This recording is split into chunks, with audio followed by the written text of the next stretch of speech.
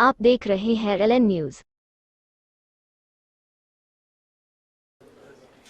लोकसभा सार्वत्रिक निवडणूक 2024च्या अंतर्गत औरंगाबाद लोकसभा मतदारसंघामध्ये आज 13 मे रोजी मतदान प्रक्रिया संपन्न झालेली आहे।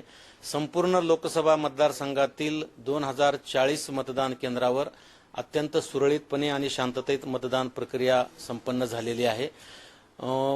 मॉक पोलच्या वेळेस काही ठिकाणी इलेक्ट्रॉनिक वोटिंग मशीन बदलावे लागल्या, पण नंतर मतदान प्रक्रिया सुरू झाल्यानंतरच्या कालावधीमध्ये संपूर्ण लोकसभा मतदान क्षेत्रामध्ये फक्त 10 ठिकाणी कंट्रोल युनिट बदलावे लागले आणि त्या अगदी वेळेवर रिप्लेस केल्यामुळे त्या ठिकाणी सुद्धा कुठलाही मतदाराला प्रतीक्षा फार वेळ करावी लागली नाही आणि एकंदरीतरित्या शहरामध्ये आणि ग्रामीण भागामध्ये सुद्धा मतदान प्रक्रिया ही फार सुरळीतपणे पार पडलेली आहे।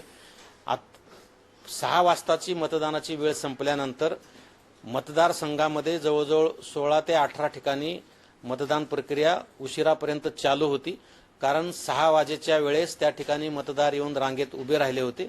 त्या ठिकाणच्या केंद्राध्यक्षांनी त्या उभ्या असलेल्या सर्व मतदारांना चिठ्ठ्याचं वाटप केलं आणि त्या सर्व चिठ्ठ्या वाटप केलेल्या मतदारांचं मतदान होईपर्यंत त्या ठिकाणी मतदान प्रक्रिया सुरू होती। आतापर्यंत मतदान प्रक्रिया काही ठिकाणी अद्याप सुरू आहे, त्यामुळे मतदानाची टक्केवारी अंतिमरित्या येण्यास थोडा वेळ लागणार आहे, परंतु एकंदरीतरित्या सर्व सहाय्यक निवडणूक निर्णय अधिकारी यांच्याकडून माहिती घेतली असता अंदाजे 60% प्राथमिक माहिती हाती आलेली आहे। यामध्ये निश्चितपणे काही वाढ होण्याची शक्यता आहे आणि प्रत्यक्ष झालेल्या मतदानाची वस्तुस्थिती निहाय आकडेवारी येण्यास विलंब लागणार आहे।